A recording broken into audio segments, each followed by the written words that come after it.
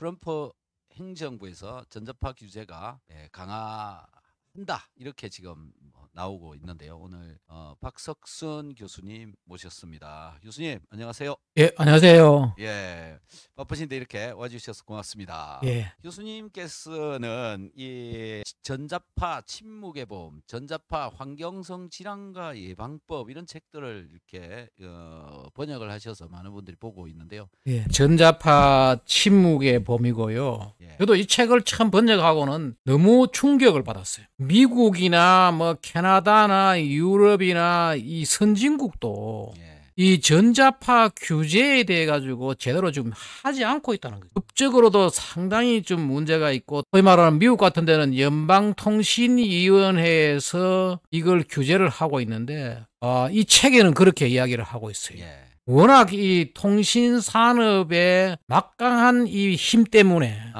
지금 미국에서 그 빅파마라 해가지고요. 예.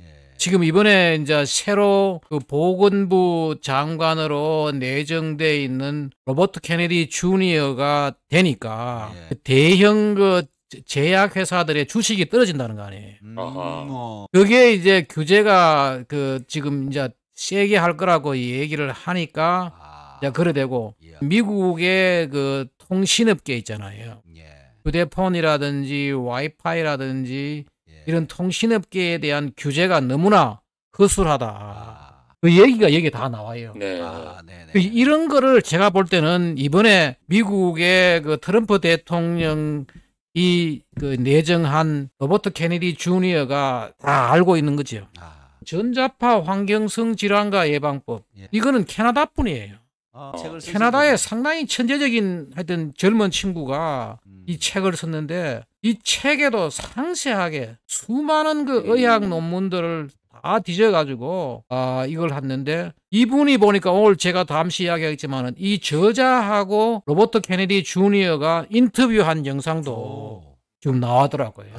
예. 그래서 이제 오늘 그 얘기를 좀 드리려고 합니다. 예, 예. 알겠습니다. 네, 생활 전자파 전문가 쉴드 그린의 서한동 대표이사님 모셨습니다. 반갑습니다. 대표님께서, 예, 준비하신 거를 잠깐 좀 말씀해 주세요. 네, 교수님께서 전반적인 좀 정책 부분 말씀을 하고 나면은 유럽 연합이라든지 예. 또 아까 캐나다 우리 환경성 질환과 예방법 저자가 캐나다 분이라고 말씀하셨는데, 예. 캐나다가 전자파 안전 분야에서는 굉장히 앞서 있는 나라입니다.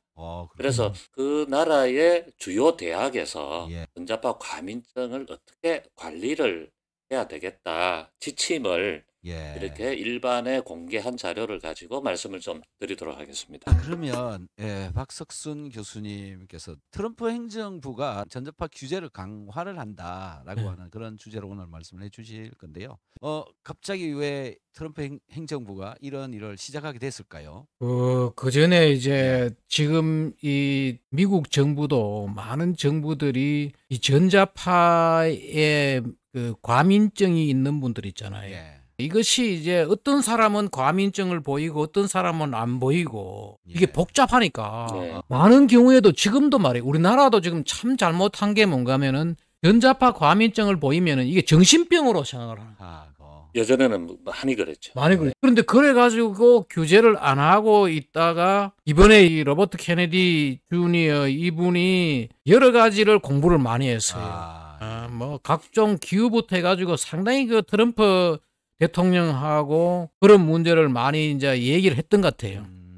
그리고 또 미국에 이분이 저거잖아요. 그 Make America Healthy Again. 미국을 다시 건강하게. 네. 이제 그런 캐치프레이즈로 나오면서 이것을 이제 강화를 하겠다. 그리고 우리가 휴대폰이라든지 와이파이라든지 뭐 이런 문명의 이기를 써야 되는데, 또 쓰는 거는 좋은데 지금처럼 이 규제를 확실하지 않으면은 이게 우리가 문명의 이익을 누리면서 거기에 나오는 부작용을 방치를 하지 말아야 된다는 거지. 지금 방치를 하고 있는 거죠. 그걸 이제 규제를 하겠다. 그래서 오늘 그런 내용을 조금 이제 준비한 자료를 가지고 제가 조금 말씀드리겠습니다. 그래서 이 책에서 나오는 내용들 있잖아요. 뇌종양, 이명, 두통, 백내장, 우리 불면증, 우울증, 유방암, 그다음에 발진, 피로, 부정맥, 당뇨, 불임, 고혈압 이런 것들이 지금 우리가 쓰는 이 무선 통신 주파수도 하지만은 집에서 쓰는 우리 전기 있잖아요. 예. 전선 또 자기장 여기서도 다 문제가 되고 있고 우리나라도 지난번에 보면은 저 발진 이런 것들이 다 뭐냐 하면은 일종의 저 햇빛 알레르기 같은 것도 바로 그런 거예요. 그런 문제들 아마 이것을 미국에서 이제 그 관리를 해가지고 모든 국민이 건강하게 살 수 있게 특히 이거는 뭐냐 실내 생활 환경 관리죠. 예. 실내 생활 환경. 그래서 우리나라도 아마 저는 이제 이런 생각을 해요. 미국에서 이번에 이런 강력하게 이제 규제를 하고 할 때 우리도 그걸 보고 같이 좀 나갔으면 좋겠다. 예. 늘 제가 말씀드렸지만은 이게 국민이 모르면은 말입니다. 정부의 규제가 약하고 이 규제를 느슨하게 하면 예. 전자파 안전에 관련된 관련 산업이 발달하지를 못해요. 예. 소재 개발이라든지 맞아요. 서비스라든지 예. 차폐 기술을 개발해서 예. 제품을 만들어서 수출을 하고 해야 되는데 예. 그런 부분들이 발전할 수 없는 예. 규제를 하지 않으면. 맞습니다. 옛날에 우리 저 환경 규제가 말이에요. 수질 오염 물질, 대기 오염 물질을 규제하지 않을 때는 하수 처리 기술이라든지 대기 오염 집진 시설이라든지 이런 게 별로 발달 안 했는 거죠. 그렇죠. 이 규제를 하면은 거기에 새로운 발달, 새로운 산업이 생기는 거죠. 예. 방금 보면은 말이에요. 이 자료를 보면은 트럼프 보건장관 원픽 오잖아요. 예. 그리고 미국은 우리하고 달라가지고 한 임기 동안 저분이 계속 보건장관을 할 거예요. 예. 우리는 한 몇 년 하다가 교체하고 하는데 외국의 경우는 그게 아니거든요. 그리고 저분은 아예 미국의 어떤 건강 문제를 바로 세우겠다는 결심을 한 거죠. 이분이 특히 EMF, 인공 전자파에 대한 이야기를 하면서 한 35%가 네. 이 굉장히 민감하다. 미국 국민들의 한 35%가 전자파에 민감하고 0.5%가 disabled라는 저 말이 무슨 말인가 하면은요. 거의 생활이 어렵다는 거예요. 그러니까 백석지대 같은 전자파가 없는 곳에 가서 가야 될 정도다. 이 disabled라는 것은 거의 불구를 만들어 놓았다는 거죠. 이분이 이런 주장을 한 사람이에요. 아마 이분이 이번에 되고 나서는 이거를 굉장히 강력하게 아마 추진할 거다. 케네디 위에 있는 케네디고 밑에 있는 분이 바로 이 책 저자예요. 자주 이제 여기에 지금도 가끔 자고 이제 이메일을 주고받고 하는데 그리고 이분이 지금 저것도 해요. EMF 가이라는 유튜브도 저 구독하고 있습니다. 네. 메일도 이렇게 자료를 보내주고 있거든요. 저 친구예요. 그분. 저 친구가 이 분야에 상당히 공부를 많이 해요. 엄청난 논문도 조사를 해가지고 각 분야를 다 가는데 이분이 로버트 케네디하고 저걸 하더라고요. 인터뷰도 하고. 그리고 그런 거 보면은 지금 이번에 보건부 장관 되는 저분은 상당히 많은 지금 지식을 갖고 있는 거죠. 그런 것 같습니다. 그리고 지금 아마 요즘 지금 이 시대에 가장 지금 우리가 중요하게 다루어야 할 환경 문제. 근데 방치되어 있는 게 바로 이거다. 그래서 이분이 이제 아주 중요하게 다룰 거다. 피부 질환, 햇빛에 민감하고 그게 햇빛 알레르기 아니에요, 그죠? 네. 피로감이 들고 우리는 그냥 피로감 들면 이게 그냥 몸이 좀 피로하구나 이렇게 생각하는데 심장 질환, 고혈압, 두통, 편두통, 관절통, 근육통 또 어지럽고 특히 이제 이런 분들이 주로 어떤가 하면 몸이 허약하신 분들일수록 더 빨리 와요. 예. 집중 장애, 뭔가 집중이 잘 안 되는 거죠. 그리고 메스껍고 허약한 건강 상태, 내분비, 호르몬의 이상을 일으키고요. 기억력에 또 호흡기 질환, 폐질환, 복부, 지난번에 우리 이야기했죠. 내장 질환, 소화기관에 네. 그리고 마비 정체가 오고 인플루엔자, 목구멍 이상, 수면 장애, 불면증 같은 것들요. 청각 장애, 우리 이명호흡, 떨림, 경련, 불안, 우울증, 정신이 몽롱하고 정신이 혼란스럽고 이런 것들이요. 우리나라에도 강남 사거리를 걸어가면서 갑자기 쇼크로 넘어지시는 분들이 그 중에 전자파 감인증 환자분들은 항상 그걸 염두에 두고 있어요. 왜냐하면 혼자서 걸어가다가 갑자기 쇼크 상태로 넘어질 수 있기 때문에 보호자하고 동료하고 같이 다니는 그렇게 이제 보호를 하고 있는데 그것은 이제 우리 강남 사거리 같은 경우도 굉장히 통신 전파가 굉장히 강하게 그 서비스 할 때는 여러 곳에서 집중되게 그 EMF 환자의 머리 쪽으로 노출이 됐을 때는 쇼크를 느낀다고 말씀을 좀 해 주십니다, 저희들. 저도 이게 뭐요 밑에 보면은 천식 알레르기 언어 장애까지도. 근데 저게 이분이 책에 보면은 모든 그 의학 논문들을 다 근거를 하고 있어요. 그 지금 그 우리나라도 지금 저거를 국가에서 알고 관리를 해야 되는 거지. 보십시오. 이런 것들이 벌써 다 만들어져 가지고 오면은 봐요. 피로감, 그 전부 다 주가 뭐냐? 스마트 메타, 휴대폰 뭐 이런 것들이죠. 네. 와이파이 이런 것들이 이제 주가 돼 가지고 피로감, 링잉 이어 저게 뭔가 뭐 이명, 잠자는 프라블럼 슬리핑, 불면증이라든지 두통, 네. 그다음에 이제 우리가 책을 읽어도 집중이 안 된다든지 눈에 이게 눈이 깔깔하이 뭐 이런 경우 있잖아. 이런 것들. 그다음에 심장의 문제. 그다음에 이 다리 같은데 이게 왜 우리 쥐가 난다 그러잖아요. 저림 현상들이. 이 렉 클램프 저게 뭔가 뭐 우리 다리 발에 쥐가 난다. 저걸 이제 이 문제를 일으키지 않고 이 강도를 좀 약하게 규제를 해야 되는데 그걸 이제 나라에서 지금 안 하고 있다는 거예요. 필요 이상으로 와이파이를 강하게 하고 있고 뭐 이런 문제예요. 적절한 어떤 강도가 있는데 예. 사람마다 좀 다르기는 합니다. 저 같은 예. 경우는 이제 통신 중계기 같은 경우는 0.1mW가 넘어가면 예. 좀 힘들어지기 시작해요. 그런데 실내를 0.05mW 정도로 맞춰 놓으면 오래 그 업무를 봐도 지장이 별로 없거든요. 이 책에서 중요한 것들을 몇 가지 이야기해요. 보면은 전 세계적으로 스마트폰이나 스마트 미터 등에서 나오는 EMF에 민감하다고 호소하는 사람들이 수없이 많다. 그중 일부는 일반 가정용 전기로 인한 EMF도 과민한 반응을 보인다. 그 우리 서 대표님 잘 아시는 저 마그다 하바스, 캐나다 마그다 하바스 박사의 연구에 따르면 심각한 전자파 과민증을 보이는 사람의 수는 실제로 약 2,500만 명에 이르며 약 3억 명이 넘는 인구가 보통 수준의 통이나 수면 장애 증상을 보이고 있다고 한다. 근데 저 자료가 이미 또 오래전 자료지 않습니까? 아, 그렇죠. 지금은 뭐 몇 배가 증가했을 때. 그렇죠. 그리고 이제 이거 한번 보십시오. 저도 이 책에 나오는 이거 보고 상당히 놀랐는데 이 사람이 다 정리했는 거예요. 그 스웨덴 같은 데서는 저게 97년도 나온 자료인데 인구의 한 1.5%. 그 논문이 다 나온 거죠. 저기 뭐 155 저게 논문 사이트 번호예요.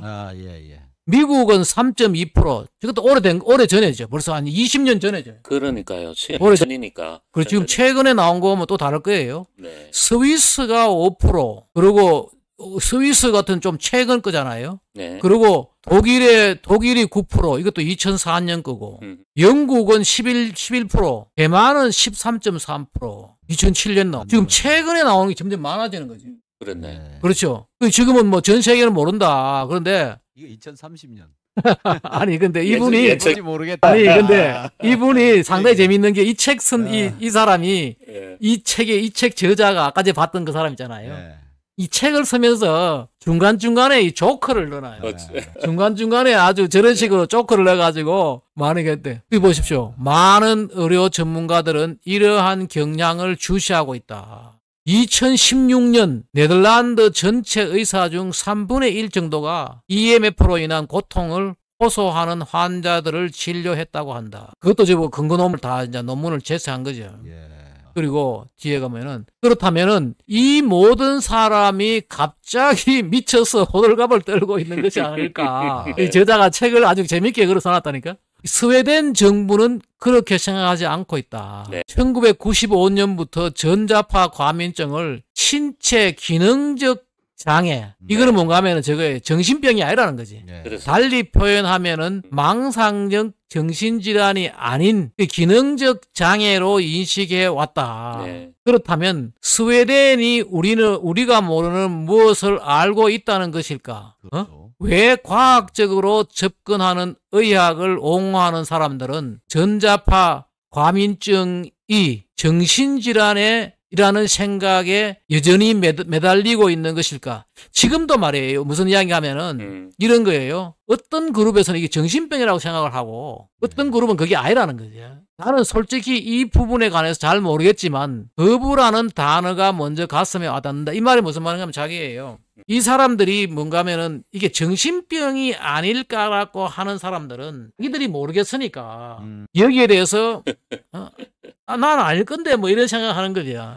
또 의사들 중에서 그런 사람 많죠. 아마 우리나라 의사는 대부분 그럴지 몰라요. 저는 지난주 방송할 때도 원인 이러면 다 그냥 정신병. 제가 볼 때는 지금 우리나라에서 큰 문제 중에 하나가 말이에요. 전자파 과민증을 약간 저걸로 치는 거죠. 네. 제가 아는 얼마 전에 만난 분도 보면 나는 박 교수가 자꾸 전자파 과민증 이야기하는데 나는 전자파 안 믿는다 이러더라고요. 아니에요. 이게 분명하게 그리고 벌써 보십시오. 미국에 이런 지금 케네디 같은 분도 이걸 자기가 조사해가지고 밑에 참모들을 시켜가지고 조사해가지고 자기가 굉장히 연구를 많이 한 거죠. 여기 보십시오. 좀 더 신중하게 생각해보면은 정신질환으로 여기는 이유 중 하나는 전자파 과민증은 정확하게 정의하기가 매우 어렵기 때문이다.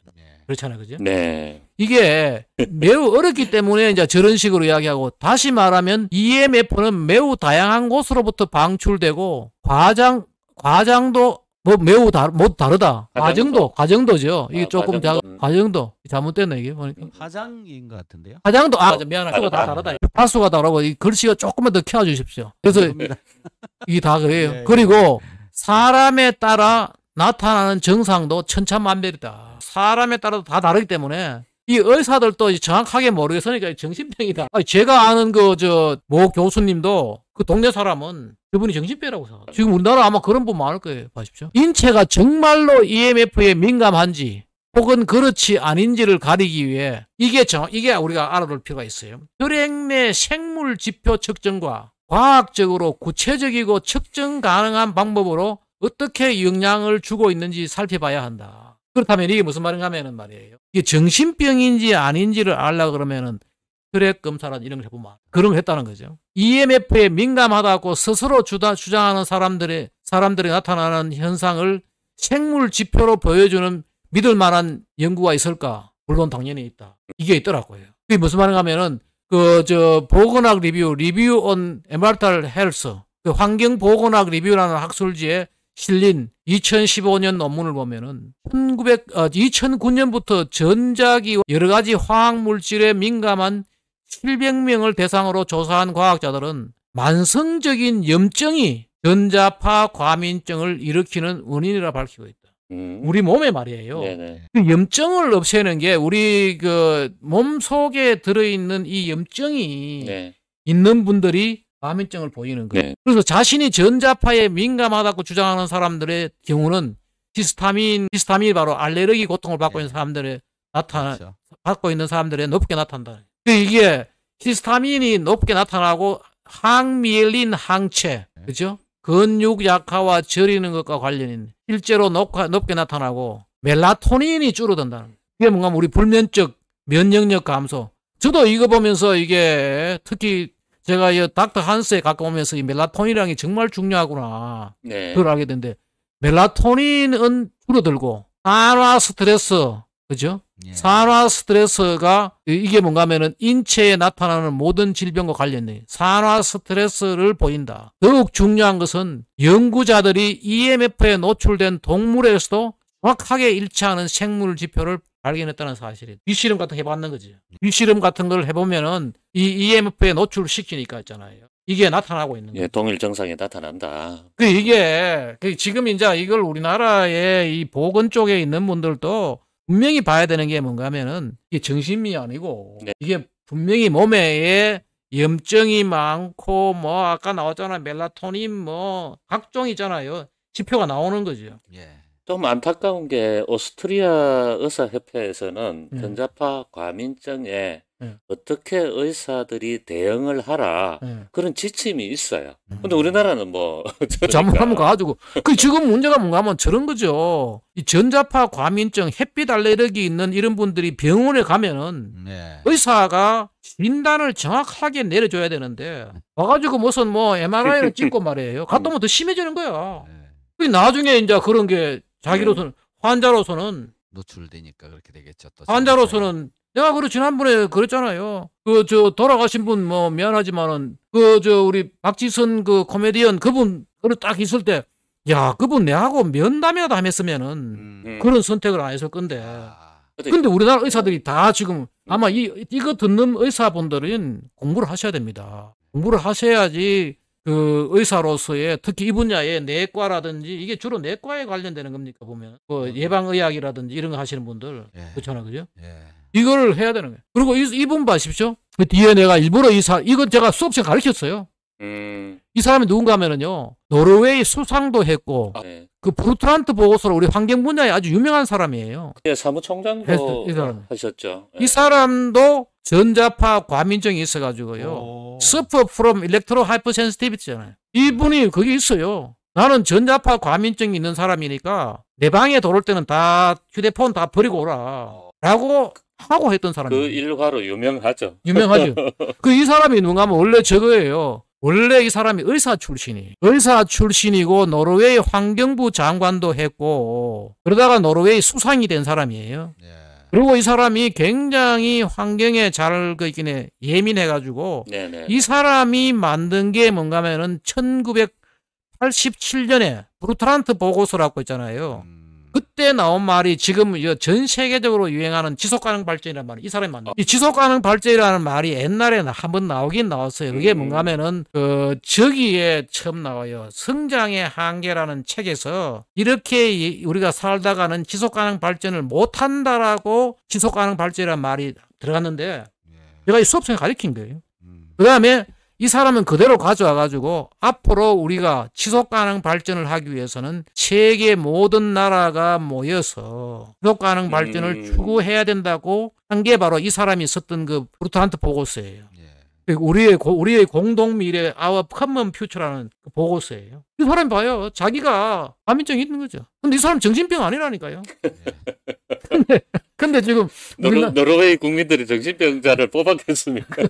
그 우리나라에 지금 모든 사람들은 뭐냐 전자파 과민증 모이면은 정신병 아니라니까 이게. 전자파 과민증 환자를 그 이상한 사람으로 만드는 그렇죠. 그런 사회가 당신이 이상해 이렇게 이제 이분 한번 봐주십시오. 데보라 데이비스 이분도 노벨 수상자 자기가 노벨 수상한 게 아니고 그 당시에 그룹에 이 사람이 포함되어 있어요. 노벨 콜 아우트레이터잖아요. 이 사람도 아직 제하고 페이스북 친구라 가지고 가끔 보는데 이 사람이 데보라 데이비스 유명한 대기 오염에 대한 한 사람이에요. 이 사람이 뭔가 하면은 이런 말 했어요. 만약에 휴대폰이 드럭이었다면은 약이었다면은 it would be banned. 네. 금지되었을 것이다. 그럼 왜 금지를 안 하고 있느냐? 워낙 휴대폰이 주는 우리 문명의 이익이 크기 때문에. 네. 그게 있으니까 이걸 지금 금지를 못 시키고 있다. 하지만은 이걸 우리가 앞으로 이걸 제대로 쓰고 우리가 건강하게 사용하기 위해서는 나라에서 지침을 내려야 한다. 지금 우리가 그걸 못 하고 있는 거죠. 우리나라도 가끔 나오더라고요. 알루미늄 호일을 뒤집어 쓰고 있는 거죠, 저거? TN에 나온 거네요. YTN에서 이거 소개했다니까요. 그 저런 사람이 몸에 저분이 이제 저런 사람을 피검사해 보면 다 나오는 거지. 그리고 몸에 이런 사람 보십시오. 염증 이런 게 다 있는 거지. 네. 지금 우리나라에서 그냥 간과할 게 아니고 지금 봐요. 35%라는 거 아니에요. 35%. 대단한 수치. 대단한 수치죠. 제가 이제 펜앤마이크에 그때 이것을 소개를 했어요. 하니까 저한테 이메일로 보낸 사람이에요. 그 전자파 환경성 질환과 예방법을 읽었습니다. 충격받았습니다. 네. 바로 지역 도서관에 희망도서 신청했습니다. 많은 사람이 진실을 알았으면 했어요. 신청이 받아들여져서 도서관에 소장이 되었다고 연락이 왔네요. 관찰해보니 대출이 계속 이어지더군요. 뿌듯합니다. 이분은 무슨 하면 자기가 이 책을 사가 읽어보고 이 책이 워낙 중요하니까 많은 분들이 다 도서관에 자기가 또 신청한 거예요, 이 사람. 좋은 일 하셨네. 와. 예. 저는 통신사에서 설치한 와이파이 라우터 꺼버렸습니다. 특히 내가 우리 조심해야 되는 게 뭔가 하면 작은 집에 혼자 사시는 분들, 특히 작은 집에 혼자 가까이 이런 집에서는 와이파이 라우터가 상당히 가까이 있기 때문에 피할 데가 없죠. 그렇죠. 피할 데 없어요. 게다가 요즘 신축 아파트에는 거실 천장에 와이파이 라우터 속도가 늦은 라우터가 다 부착되어 분양이 되더군요. 교수, 내가 전자파 측정 가면 네. 그거 이 볼펜으로 딱 눌러가지고 꺼주는 역할을 해요. 보십시오. 결론적으로 우리 집은 개별적으로 통신사 통해 설치한 라우터 속도가 빠른 거까지 합쳐 총 2개의 와이파이 라우터가 매일매일 연중 매일매일 깜빡이고 있었네요. 그냥 두 개 다 꺼버렸습니다. 천장에도 하나 있고 통신사에서 설치해 준 거 하나 이래서 2개가 있는 거네요. 예. 그렇습니다. PC 랜선 연결하여 인터넷 사용하고 유튜브 듣고 불가피하게 스마트폰으로 검색해야 할 경우는 데이터 사용하고 데이터가 부족시는 와이파이 라우터 잠깐 켜고 스마트폰 기기를 손으로 직접 잡지 않고 거리 두고 검색하고 잘하고 계시네요. 마친 후에 곧바로 와이파이 꺼버렸습니다. 정말 머리가 개운하고 숙면이 됩니다. 이분 가민하신 분이네. 온 나라가 와이파이 천지네요. 특별히 학교와 지역 공공도서관, 지하철이 많이 문제입니다. 아는 게 병이라고 했던가요? 와이파이 때문에 공공도서관과 지하철 가는 것이 꺼려지네요. 국가가 국민 건강 안전에 대해서 너무 무관심하니 답답하네요. 지금 아직도 이러고 있는 거 아니에요? 지금 몇 년 전에 온 거예요. 이런 콘텐츠 만들어주신 박석순 교수님과 팬님께 정말 감사드립니다. 자, 장문에 편지를 쓴 거죠. 편지를 써주셨네. 이걸 보시는 분도 그냥 잠이 안 오니까 원래 잠이 안 오는구나. 그렇게 생각할 게 아니라니까요. 예. 그래서 교수님께서는 어떻게 보십니까? 트럼프 행정부가 전자파에 관한 규제를 강화한다. 어느 정도 어떤 방향으로 하고 세게 나갈까? 예. 어떤 상상을 하시고 계십니까? 저는 이렇게 생각해요. 지금 이 책을 쭉 보면은 이 책에 이게 전자파 침묵의 봄, 그다음에 전자파 환경성 질환과 예방법 이 두 책에 나와 있는 하나는 미국 거고 하나는 캐나다 건데 이 두 책에 나와 있는 이야기를 보면은 지금 문제가 뭐냐? 우리가 건강하게 문명의 이익을 사용할 수 있는 방법이 있다 이거예요. 네. 와이파이도 그렇고 휴대폰도 그렇고 방법이 있다 이거예요. 그런데 여기 나오는 이야기는 뭔가 하면은 통신회사의 로비 때문에 정부가 그걸 못 하고 있다. 그 정부의 지금 미국 같으면 FCC 연방통신위원회지요. 네. 우리나라도 방송통신위원회가 있잖아요. 네. 여기에서 지금 이걸 제대로 규제를 못 하고 있고 미국에도 이게 EPA에서 관리를 해야 되거든요. 그렇죠. 근데 우리나라도 지금 뭐 하고 있냐? 환경부는 이거예요. 우리나라 환경부의 문제가 뭔가 하면은 전자파가 환경 유해 요소가 아니에요. 환경부 소관이 아니에요. 그렇죠. 네. 방송통신위원회에서 뭐 하느냐? 통신하는데 방해 안 되게. 거꾸로 하고 있네요. 그런데 혹시 피해가 없도록 알아서 하라. 공장에서 꿀뚝에 연기 내는 꼭 그쪽에다가 그 산업부에 공장에 꿀뚝 연기 조용히 조금만 내라 이러고 있는 거야 지금 현재. 이번에 아마 제가 볼 때는 그러고 이분이 로버트 케네디 이분이요. 지금 빅파마 큰 대형 약국 제약회사 그거하고 지금 전쟁을 선포한다는 거 아니에요. 우와. 똑같은 거죠. 이분이 내가 볼 때는 미국의 통신회사들 그게 어마어마한 지금 돈이 걸려 있는 비즈니스 아니에요. 그렇죠. 통신 주파수는 바로 돈이죠. 그리고 미국의 통신회사가 엄청난 지금 로비 자금을 갖고 그걸 하고 우리나라도 그렇다는 거. 우리나라도 지금 뭔가 하면은 이런 책도 사실은 이게 뭐라 그러나 언론에서 신문이라든지 방송 같은 데서 이 중요성을 알려야 되는데 못 알린다는 거야.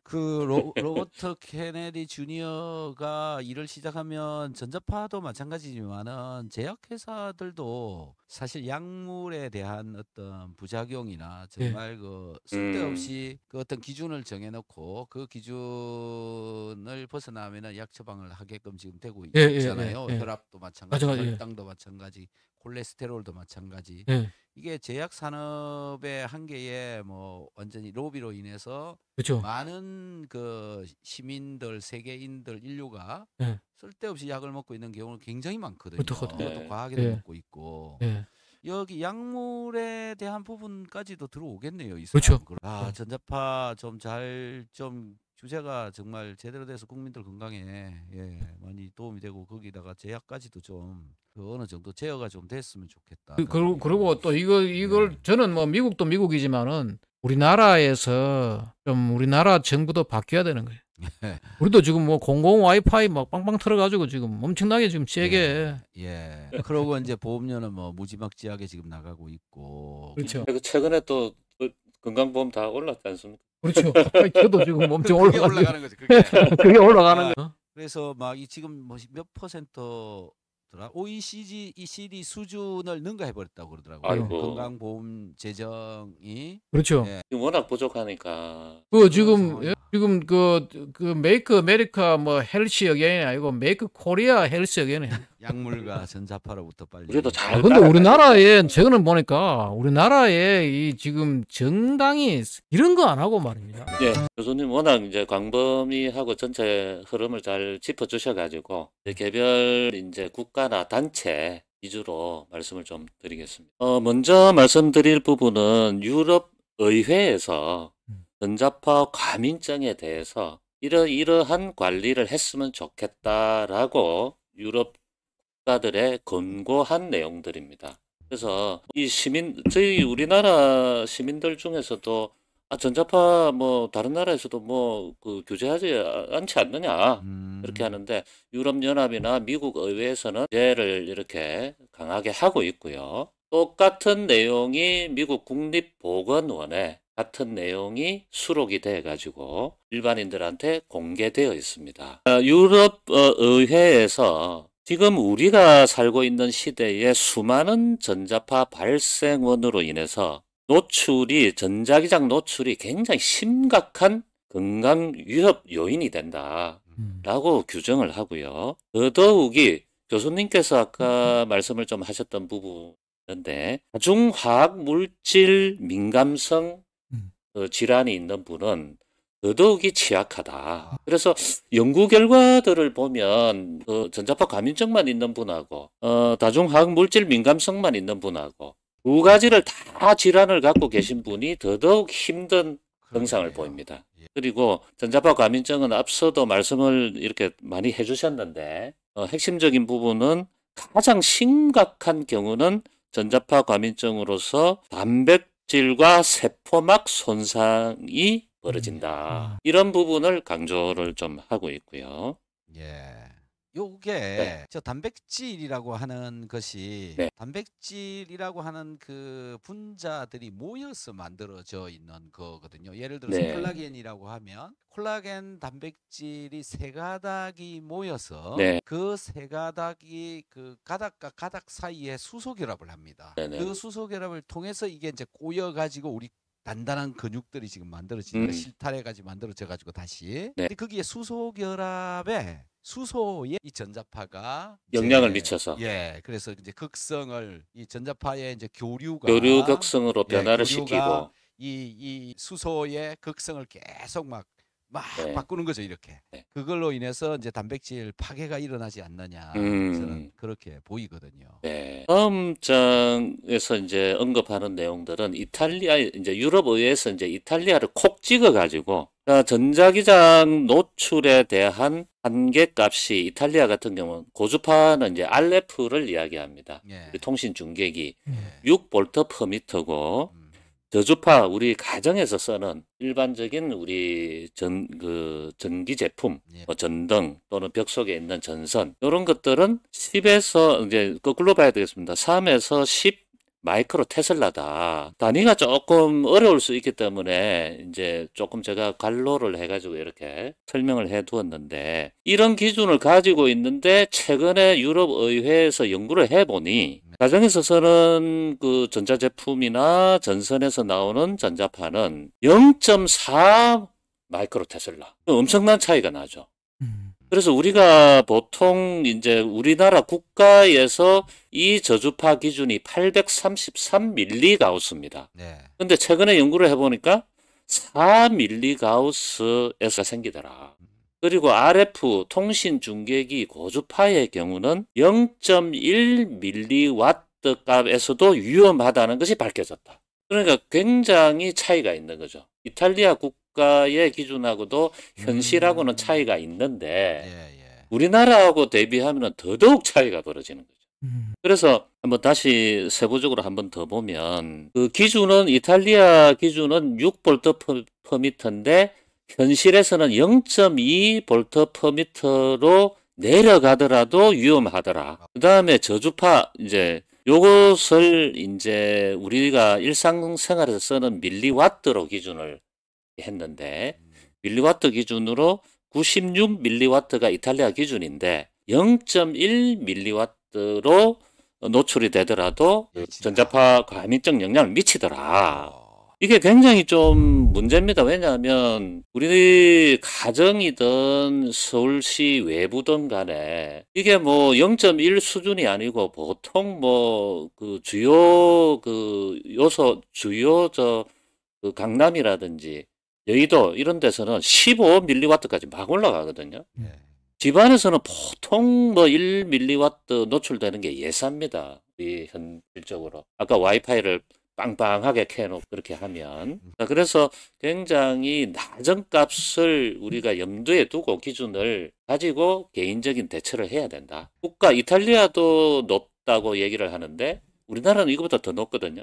몇 배가 더 높습니다. 그래서 개인이 나름대로 안전 기준을 좀 가져가야 되겠다. 이 0.1밀리와트는 국제 전문가 그룹에서 전자파 전문가들이 모여서 WHO의 0.1밀리와트 이하로 기준을 개정해야 된다라고 촉구하는 그런 그 수치입니다. 아래에 보시면 회원국 간의 건강 불평등은 해소돼야 된다. 스웨덴에서는 전기 과민증이라는 질병이 장애로 인정이 되고 있다. 그리고 네. 사회 보장을 받고 있다. 우와. 앞서 그 교수님께서도 언급을 하셨거든요. 네. 그런데 자료에 보면 스웨덴, 노르웨이, 스페인 이런 데는 이제 질병으로 전자파 과민증이 인정을 받는데 다른 나라도 빨리 같은 등급으로 해서 사회 보장을 해라. 그런 이제 유럽 의회의 권고에 속하는 겁니다. 그 다음 자료를 보시면 이제 회원국 중에 이제 벨기에에 대한 내용인데요. 사회에서 건강에 해로운 생활 또는 직업의 존재 상태를 전자파 존재 상태를 조사를 해라는 내용입니다. 그 다음에 이런 전자파적인 문제가 있을 때는 지역에 있는 의사들한테 환경적인 도움을 요청할 수 있어야 된다. 그런 내용들이고요. 다음 브뤼셀 수도 지역의 친환경 구급차뿐만 아니라 의사, 간호사, 지역의 의료단체에 요청을 할 수 있다. 그런 내용들입니다. 굉장히 중요한 내용이죠. 우리는 어디다 하소연할 데가 없거든요. 예. 그렇죠. 그 다음에 직장에도 고용주들은 전자파 예방을 하기 위한 보호 조치를 해라. 이렇게 명시를 하고 있습니다. 우와. 이런 그 베이스 하에서 프랑스에서는 2015년도에 전자파 과민증을 직업병으로 인정을 하게 됐죠. 그 다음에 제가 만든 자료는 핀란드 사례입니다. 이것도 이제 미국 그 국립보건원에 이제 수록이 돼 있고요. 그 다음에 EMF 포탈이라고 전 세계에서 전자파에 관련된 모든 정보가 올라가는. 야, 이런 사이트가 있네. 이거는 우리나라의 연구기관들도 여기에 있는 연구 논문들을 인용을 많이 하죠. 와. 그리고 연구 자료들이 올라오거나 국가에서 정책이 바뀌면 여기에 바로바로 올라옵니다. 우와. 그래서 아마 EMF 포탈이 그냥 전자파 부분에서는 그냥 바이블이다. 그렇게 생각을 하셔도 됩니다. 이 내용을 한번 이렇게 보면 이제 좀 구체적인 내용들이 좀 있는데요. 설문 응답자 194명 중에 잠깐만요. 넘어갔습니다. 설문 응답자 194명 중에 157명이 여성이었다. 여기 이제 설문 응답자라고 하는 것은 전자파 과민증을 앓고 있는 사람입니다. 예. 그래서 우리나라에서도 여성의 전자파 과민증 비율이 굉장히 높아요. 왜 그래요? 보통 여성분들이 남성보다는 좀 그 육감 뭐 이런 얘기들 많이 하지 않습니까? 감각이 뛰어나다. 네. 그렇죠. 그만큼 남자들보다는 민감하다. 모든 감각들이. 그래서 전자파도 잘 느낀다. 지금 한 80%가 넘지 않습니까? 그래서 저희들도 통계는 되지는 않았지만 저희들한테 전자파 과민증으로 상담을 하시는 분의 거의 85%가 여성입니다. 거의 좀 일치하는 내용 같은데. 미네요. 어찌 보면은 미리 예방할 수 있으니까 더 좋죠. 예. 뭐 둔감하다고 그래서 전자파 영향을 안 받는 게 아니거든요. 예. 계속 받고 있는 거기 때문에 전자파 과민증이 시작이 되기 전에 알러지 증상이 있었다. 교수님께서 아까 언급해 주신 그런 내용하고 뭐 동일한 내용입니다. 전자파 과민증이 급성기에 있는 동안은 가장 흔한 것이 신경계 질환이었다.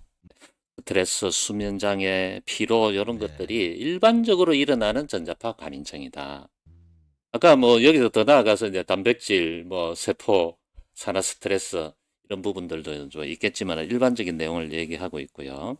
그다음에 전자파 과민증을 유발하는 가장 큰 요인들이 컴퓨터하고 휴대전화다. 이걸 조금 더 확장을 하면 휴대전화는 뭐 단독으로 쓰는 게 아니기 때문에 통신 중계기 전파를 받아서 쓰고 보내기도 하고 와이파이를 당겨 쓰기도 하고 이렇기 때문에 이런 통신파가 문제가 되는 그런 내용으로 이해하시면 될 것 같습니다. 자, 아래 내용도 뭐 유사한 내용이고요. 그 다음에 한 76%가 전자파의 노출을 좀 피하니까 좋아지더라. 그런 내용으로 좀 이해를 하시면 될 것 같습니다. 그 다음 내용으로는 이 부분이 저는 굉장히 좀 중요하다고 좀 봐지는데요. 전자파 과민증에 대해서 좋은 치료법은 다음과 같습니다. 식이요법은 뭐 분명히 해야 된다. 그 다음에 영양 보충제들을 섭취하는 것들이 도움이 됐다. 이게 이제 67% 언급을 했고요.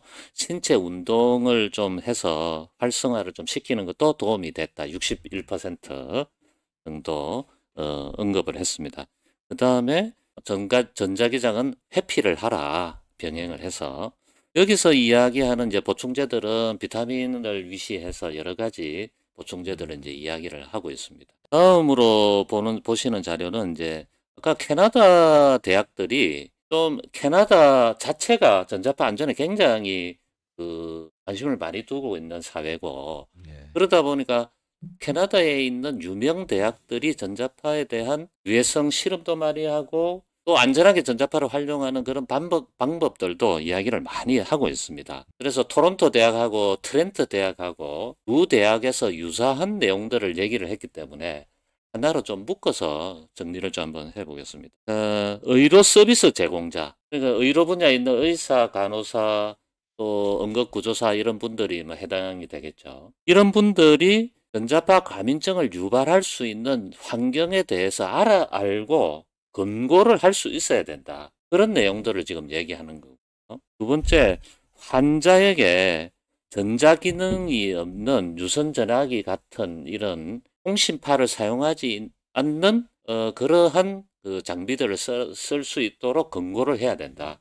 그 다음으로 전자파 차단을 할 수 있는 페인트라든지 뭐 이런 방법들을 알려줘야 된다. 이런 것들을 의료 서비스 제공자들이 알고 환자들한테 알려주는 그런 기능이 필요하다는 얘기죠. 우리나라에서 이런 얘기하면은 뭐 현실과 동떨어진 얘기를 한다 이렇게 말씀을 하실 겁니다. 다음으로는 이제 라이프 스타일을 이렇게 언급을 해 두었는데 아까 그 전자파 과민증 있으신 분 같이 블루투스 뭐 데이터 와이파이 이런 것들은 평소에는 좀 꺼두어라. 노출 안 되는 게 상당히 중요하죠. 그 다음에 면직물과 구리 같은 우리가 사용하는 이제 섬유형 전자파 차단제 같은 것들로 차단을 좀 해라. 대학교에서 이렇게 권고를 하고 있습니다. 그 다음에 아주 과민한 분들은 전자파 차단 텐트, 패러데이 케이지라고 얘기하죠.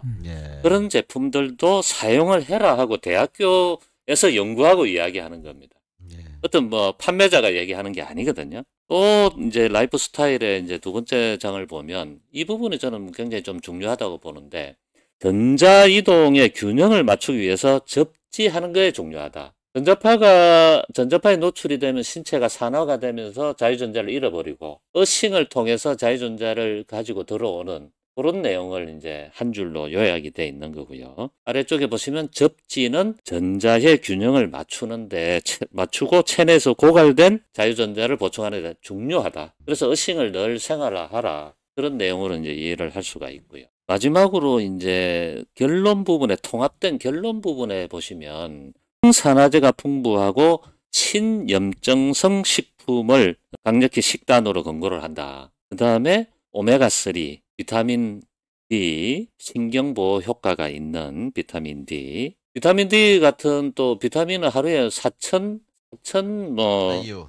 예. IU를 복용해라. 예, 이렇게 보통 구체적인 어떤 그 예. 용량도 제시를 하는데 저는 이 용량이 어느 정도 되는 용량인지는 이제 나중에 한 박사님이 조금 설명을 좀 해주시는 게 좋을 것 그냥 같고요. 여기서 보통 일반적으로 영양제 저 비타민 D는 2000 IU, 3000 IU, 5000 IU, 10,000 IU 이렇게 네. 있는데요. 하루 권장량이 보통 한 3000 IU 정도. 네네. 그래서 10,000 IU짜리는 먹으면 그냥 3일마다 한 번씩 먹으면 되는 거고. 그렇습니다. 일일 복용은 한 3,000. 3에서 4천 정도. 예. 2,000, 3,000, 4,000인데 네. 좀 자유롭게 그냥 이렇게 골라서 먹어도 됩니다. 야, 저는 이제 닥터 한스 방송하면서 많이 배운 게 이제 소금 먹는 거, 좋은 소금을 먹는 거, 전해질을 보충하는 게 중요하다 생각. 여기서도 이제 전해질 보충에 대한 예. 얘기들을 언급을 했고요. 저기 나트륨하고 염소가 소금인데 그 앞에 K가 칼륨이잖아요. 네네네. 사람들은 소금은 관심이 있는데 아직도 저 칼륨 칼륨. 같이 굉장히 중요한 것임에도 불구하고 관심 없다. 그러면 그렇게 되는 거죠. 지난 방송 때 말씀하셨던 이온칼, 이온 칼 네, 그것도 여기에 해당되는 보충제입니까? 이온 칼슘도 이 미네랄에 해당은 되지만 이온 칼슘에는 저 칼륨이나 나트륨 저런 거는 들어있지 않습니다. 아, 들어있다고 해도 뭐 굉장히 미량 그렇게 들어있다고 보시면 되죠. 그래서 저는 그 공부를 이제 이런 분야는 비타민이라든 보충제 부분은 잘 몰라가지고 지금도 배우고 있는데 복용하는 방법이 굉장히 중요한 것 같더라고요. 많이 먹는 게 제일 중요합니다. 많이 못 먹어서 다 문제가 생긴다. 그렇게 네네. 봅니다. 그 다음에 보시면 저는 주목을 했던 부분이 산화 스트레스. 네. 이 부분에 굉장히 좀 주목을 했습니다. 뭐 제가 알고 있는 지식으로 전자파에 노출되면은 산화가 되고, 산화가 된다는 것은 자유전자를 잃어버리는 것이고, 그렇죠. 자유전자를 잃어버린다는 것은 어싱을 통해서 받아들일 수 있고 또 섭취하는 보충제를 통해서 받아들일 수가 있는데 예. 그것을 확산시키는 것은 또 전해질이 또 역할을 해야 그렇죠. 되고, 그래서 소금이 네. 좀 필요하다. 네. 그래서 또 밑에 셀레늄도 있는데 뭐 지난달 방송 시간 때가 우리 저 김희연 박사님께서 셀레늄에 대해서 말씀을 좀 하셔서 또 밑줄을 좀 예. 그어봤습니다. 자 여기 네. 아래 지금 적혀 있는 이 영양소들 있잖아요. 네. 비타민 E, C, 글루타치온, 알파 리포스틴, 비타민 B 컴플렉스, 레스페라테롤 뭐 요런 거, 코큐텐 요런 거 요거 네. 전부 다가 뭘 공급을 하느냐면 수소를 공급을 해서 아, 그 수소로부터 네네. 떨어져 나오는 자유전자. 전자가 네. 자유전자가 항산화를 시키는 몸속으로 퍼져서 예, 항산화가 되고. 예. 자 그래서 결국은 전기를 넣어주는 우리 그 땅을 밟는 접지 맨발 걷기를 하는 것, 네네. 이 영양제를 먹는 것, 그다음에 전기를 직접 몸 안에 넣어주는 것, 네네. 모든 것이 뭐 하는 거냐면 전자를 공급을 하는 행위를 하고 있는 것이다. 네네. 근데 아니 그러면 영양제도 먹고 접지도 하고 그러니까는 너무 과하게 들어가는 거 아니냐. 우리 몸에 예를 들어서 우리 몸에 들어있는 전자의 숫자는 숫자로 표현하기 없을 할 수 없을 너무 네. 많다. 그래 네. 그걸 그냥 1조라고 얘기하면 영양제 먹고 접지하고 해갖고 들어가는 거 1000개 들어간다. 이렇게 보시면 됩니다. 근데 그거를 매일매일 해야 겨우 항산화 좀 하는데 1억개도 아니고 그냥 1000개. 예. 예. 그런 정도다. 그래서 여러분들 몸속에 지금 산화 스트레스를 받고 기타 등등 전자를 잃어버리고 또 전기 선옆으로 가면 전자가 뺏기고 네. 이런 전자들을 채워 주기 위해서 여러 가지를 다 해 주어야 겨우 매우 실제적으로 몸으로 나타나는 것을 알아보는 방법이 뭐냐면 소변의 pH를 네. 저 산화 스트레스 때문에 신체 pH가 내려간다라는 겁니다. 아래로. 간단히 제가 다시 말씀드리면 산화가 됐으니까 예. pH가 내려간다. 예. 자, pH가 뭐냐면 수소가 있는데 수소 원자가 있는데 네. 수소 원자 안에는 양성자가 있고 전자가 있고 딱 두 그렇죠. 가지 있습니다. 그렇죠. 다른 거 없어요. 수소 네네. 원자는 양성자 한 개, 전자 한 개. 이게 네, 수소 제일 원자입니다. 간단하죠. 예. 네. 여기서 전자가 떨어져 나가고 남아 있는 이놈이 pH를 전자 떨어져 나가고 남은 요 양성자만 있는 거. 그 양성자에 다시 전자가 들어오면 항산화가 되는 거고 그렇죠. 얘가 전자를 잃어버리면 산화가 되는 거고 그렇죠. 이게 산화 스트레스가 되고 환원이 되면서 항산화가 이제 되는 거고 내 네. 몸에 pH가 내려가게 되는 거. 네. 그게 이제 pH가 정상적으로 7.4를 항상 유지를 하고 있고 그걸 하려고 네. 내 몸이 하는 것 중에 한 가지가 뭐냐면은 이산화탄소를 내 몸에서 계속 만들어서 배출을 시키고 있잖아요. 네네네. 그 이산화탄소가 pH가 안 내려가도록 조절을 해주는 거고. 그런데 지금 저기 보면 전자가 자꾸 뺏기잖아요. 네. 전자파에 노출되면서 전자가 자꾸 뺏기면 H 플러스가 많이 생기는 거고 음흠. 또 몸에 염증이 많이 있고 몸이 약하고 여성이 그렇고 네. 이게 내 몸에서 이산화탄소를 더 잘 만들어내면 pH를 끌어올릴 수 있는데 네네. 대사가 약하니까 이산화탄소를 만들어내서 pH를 끌어올리지를 못하고 대사가 있어. 약하니까. 그래서 몸이 이제 또 산화가 되는 거죠. 그래서 그걸로 인해서 저는 모든 병이 다 생기고 있다. 이게 이제 전자파로도 연결되고 암으로도 연결되고 이렇게 그래서 항산화를 시켜주는 전자를 넣어주는 이게 중요하고 그걸 한 방에 잘 넣어줄 수 있는 것들이 뭐냐면 알카리성 식품. 알카리를 먹는 거죠. 아예. 알카리성 식품, 알카리성 보충제. 예, 이런 알카리성 것들이. 보충제 이런 거. 그게 이제 우리가 쉽게 찾을 수 있는 게 알카리성 식품이 뭐냐면은 소금. 소금. 소금 천일염이 pH가 7.5. 네. 천일염은 또 우리나라- 중금속이 있다고 예. 그런 것 때문에 좀 바로 그렇죠. 섭취하지 말라고 예. 얘기를 하지 않습니까? 그래서 이제 좀 정제해서 먹는 게 이제 주겸 이렇게 먹는데 주겸이 8.5. 그다음에 이제 더 정제한 용융 소금이라고 있는데 그게 네네. 9.5 정도 나오고요. 어, 이온 칼슘이라고 하는 게 10 나와요. 10이 넘어가네. 예, 그리고 또 12가 나오는 그런 제품들도 그 속에도 멜로시라 이런 예, 것들이 예. 12, 그래서 13. 그거를 이제 집어넣어주면 pH가 그냥 갑자기 확 변화가 일어나는 거예요. 그러니까 의식하면서 그걸 같이 그 보충해주면은 뇌 외부에서 동시에 그 그렇죠. 자유전자의 보충이 그렇죠. 그리고 확산. 네. 자, 그게 어디에 영향을 끼치고 있냐면 암 환자의 통증. 그것도 산화가 되고 극심하게 산화가 되고 있는 거거든요. 네네네. pH가 떨어지고 있는 겁니다. 뭐 네. 때문에 되느냐면은 젖산이 자꾸 만들어져 나오기 때문에 산소가 부족하고 젖산 뭐냐면은 김치 국물 속에 들어 있는 겁니다. 신맛 나는 거. 네네네네. 그게 우리 몸 세포 속에서 만들어져 나온다는 거죠. 외부에서 먹는 거는 괜찮아요. 다 중화가 되기 때문에. 그런데 안에서 만들어지는 게 문제인 거고 그걸 이제 항산화 시켜야 된다. 전자를 집어넣어야 된다. 맨발 걷기 한다. 전자파 차단한다. 이런 걸 해줌으로 해서 그 통증을 정말 조금 줄일 수 있는 거고 과하게 많이 들어가지고 확실히 pH를 덜 떨어지게 해주면 통증도 줄 수 있다. 굉장히 중요한 내용이네요. 예, 그렇게 접근이 맞다. 지금 여기 이 영양제를 보면 이게 다 결국은 전자를 공급을 하는데 수소로부터 전자가 공급이 되는 거예요. 네, 그게 산화 스트레스를 줄이는 예. 가장 좋은 방법이다. 네. 그렇죠. 제가 준비한 자료는 다 준비했는데 자료를 준비하면서 놀라운 것은 어떤 유럽 연합도 그렇고 예. 벨기에, 오스트리아 이런 나라들도 그렇고 예. 캐나다 국가에서는 그런 권고 사항이 없지만 각 대학들이 자율적으로 연구를 해서 전자파 감인증을 사회에서 보듬어야 된다. 또 저렇게 구체적인 그 항산화하는 방법들을 예. 알려주고 있다는 점에서 굉장히 이게 신기하네. 사회가 이게 좀 기댈 때가 있구나. 우리나라 없잖아요. 예, 그런 느낌을 받았습니다. 박석순 교수님 어떻게 해야 되겠습니까? 이렇게 기댈 때도 없고 우리는 그렇죠. 저는 이번에 그래도 미국 트럼프 정부에서 로버트 케네디 주니어 저분이 이제 보건부 장관이 되면은 네. 또 저분이 평소에 주장했던 바 이런 걸 보면서 또 본인도 지금 되고 나서도 그 얘기를 하고 있어요. 예. 그걸 하는 거 보니까 앞으로 미국은 이 희망이 보인다.